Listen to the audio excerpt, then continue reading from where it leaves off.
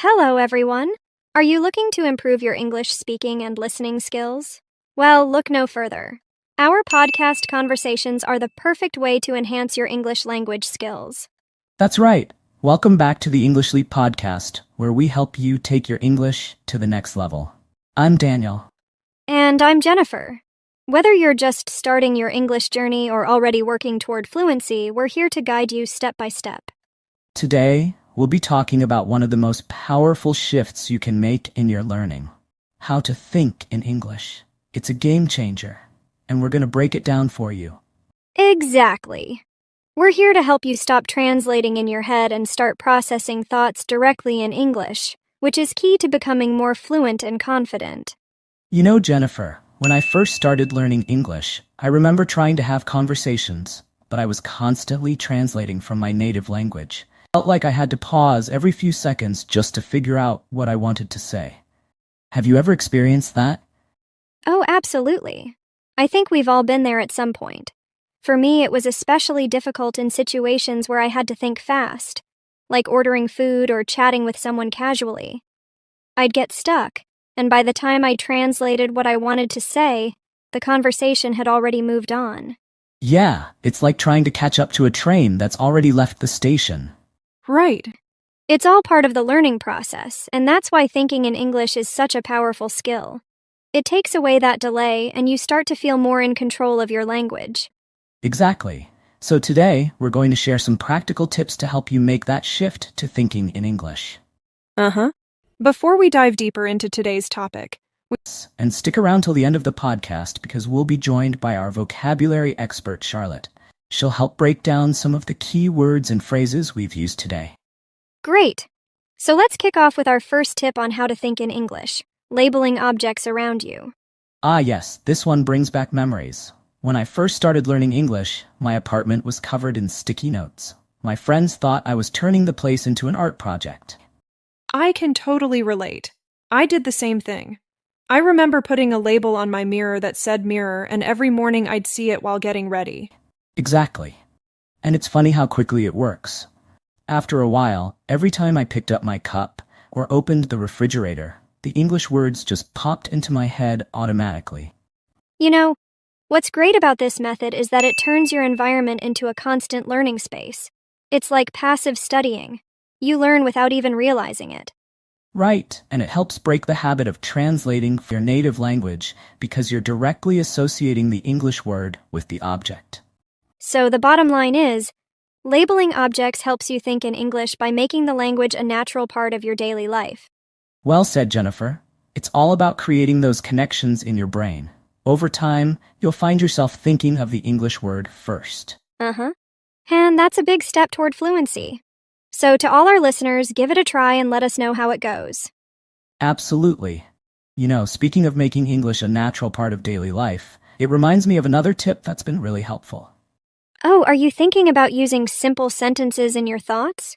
Exactly. When I started forcing myself to think in English, I realized I didn't have to construct perfect sentences. Just simple, straightforward thoughts. Yes! I used to overcomplicate things by trying to think in complex sentences, which made it harder and more frustrating. Same here. Then I began thinking in simple phrases like I am hungry, it's sunny today, or I need to buy milk. It made the process so much easier. And the best part is, as you get comfortable with simple sentences, you naturally start forming more complex ones without even trying. Absolutely. It's like building blocks. You start small, and over time, you build up your language skills. I remember waiting for the bus and thinking to myself, bus is late. Or, I see a red car. It felt a bit basic, but it kept my mind engaged in English. I did that too. Even narrating mundane tasks like I wash dishes or I read book helped reinforce my thinking in English. And the beauty of this method is that you can do it anywhere, anytime. No special tools needed, just your mind. Exactly. It's a simple habit that can make a big difference over time. So, to our listeners, try incorporating simple English sentences into your thoughts throughout the day. Don't worry about grammar or perfection. Just keep it simple.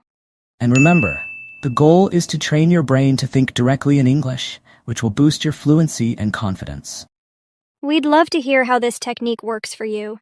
Share your experiences in the comments. Definitely. Now, building on that, another tip that really helped me was to talk to yourself in English. Oh, yes, self-talk can be surprisingly effective. Did you ever catch yourself having full conversations alone? All the time. I remember cooking dinner and narrating every step. Now I chop the onions, I need to boil the water. It felt a bit silly at first, but it made a big difference. I did the same when I was driving.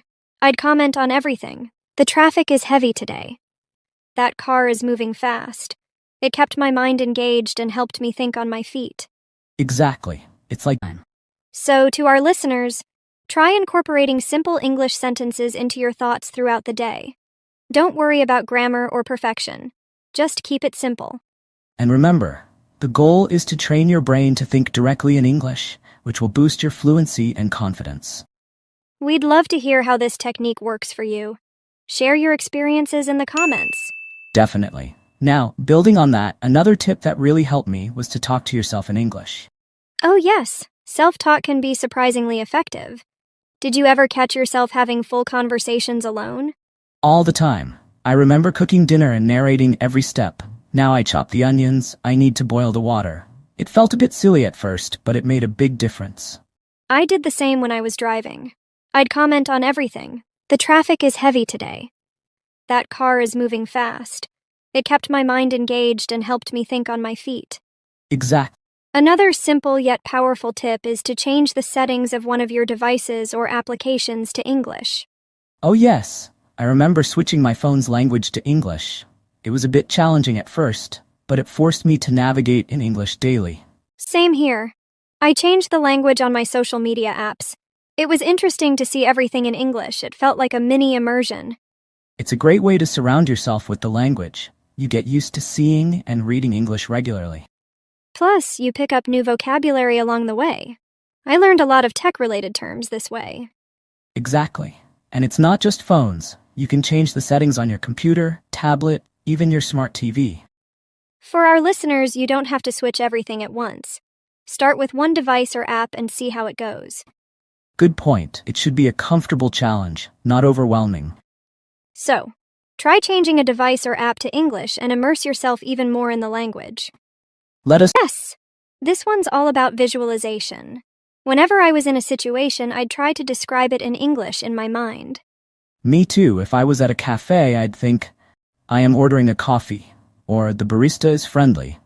It helped me process my surroundings in English. It's like creating a mental dialogue. You engage with the environment and practice at the same time. Exactly. And it doesn't have to be limited to current situations. You can imagine future scenarios or recall past events in English. That's a great point. I used to replay conversations in my head thinking about what I could have said in English. It's a form of mental rehearsal, which is really beneficial for language learning. For our listeners, next time you're out and about, try narrating the situation in English in your mind. It's a subtle but effective way to think in the language. And as always, we'd love to hear how this technique works for you. I started writing down my daily tasks and reflections in English. It not only improved my writing skills but also reinforced thinking in English.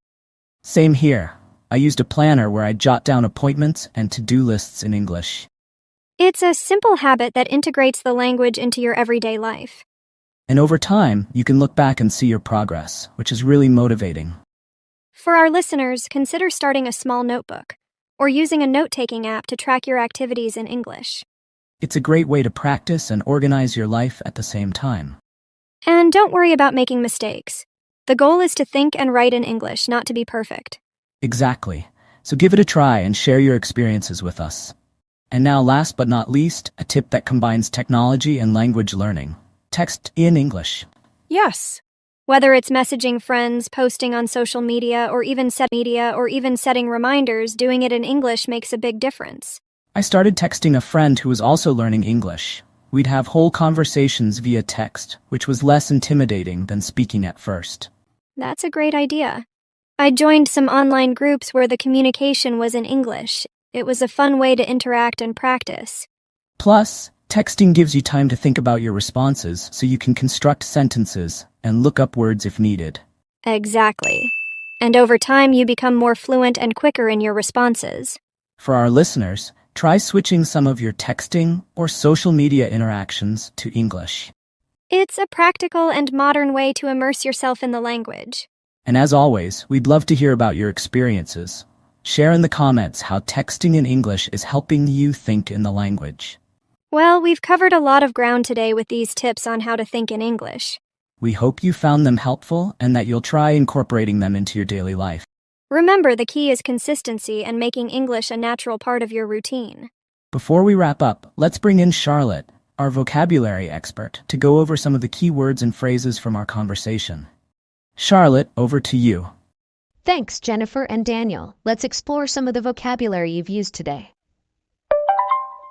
Enhance, to improve the quality, amount, or strength of something. Example, our podcast conversations are the perfect way to enhance your English language skills. Game changer, something that significantly alters the way things are done. Example, thinking in English is a game changer for language learners. Processing thoughts, the act of thinking and understanding information in your mind. Example, start processing thoughts directly in English to become more fluent. Reflecting, thinking deeply or carefully about something. Example, Daniel was reflecting on his experiences when he first started learning English. Translating in your head, mentally converting words from one language to another. Example, stop translating in your head to think more naturally in English. Catch up to a train that's already left the station. An idiom meaning trying to reach or engage with something that has already progressed. Example, by the time I thought of the right words, the conversation had moved on. It felt like trying to catch up to a train that's already left the station. Overcomplicate, to make something more complex than necessary. Example, don't overcomplicate your thoughts. Start with simple sentences. Straightforward, simple and easy to understand. Example, thinking in straightforward thoughts can ease the learning process. Mundane tasks, ordinary, everyday activities that are not exciting. Example, narrating mundane tasks like cooking can help immersion, a brief or limited experience of being surrounded by a language. Example, switching apps to English creates a mini immersion environment. Navigate, to find your way around or through something. Example, changing your phone's language forces you to navigate in English. Visualization, forming mental images to understand or plan something. Example, visualization helps when thinking about situations in English. Mental rehearsal, practicing an activity in your mind before actually doing it. Example, she used mental rehearsal to prepare for English conversations. Subtle, not immediately obvious, nuanced. Example, thinking in English leads to subtle improvements over time. Impactful, having a significant effect or influence. Example, keeping a journal in English is an impactful way to learn. Jot down, to write something quickly. Example, he would jot down new words in his notebook. Intimidating, making one feel nervous or frightened. Example, special resource, a unique or valuable tool. Example, download the special resource they've prepared for more help. Boosts your confidence, increases your belief in your abilities. Example, practicing regularly boosts your confidence in speaking English. Stick around, to stay somewhere for a period of time. Example, stick around until the end for more valuable tips. Thank you so much, Charlotte. That was incredibly helpful. Yes, we really appreciate it. Expanding your vocabulary is such a crucial part of language learning. Well, that brings us to the end of today's podcast. We hope you've enjoyed our tips on how to think in English. Remember, we're all on this language learning journey together. So, keep practicing, stay positive, and don't hesitate to share your experiences and questions in the comments. And don't forget to download our free PDF guide. It's a great resource to support your learning. Thanks for joining us today. Until next time, happy learning. Goodbye, everyone. If you found the video helpful, please hit the like button and subscribe to my channel.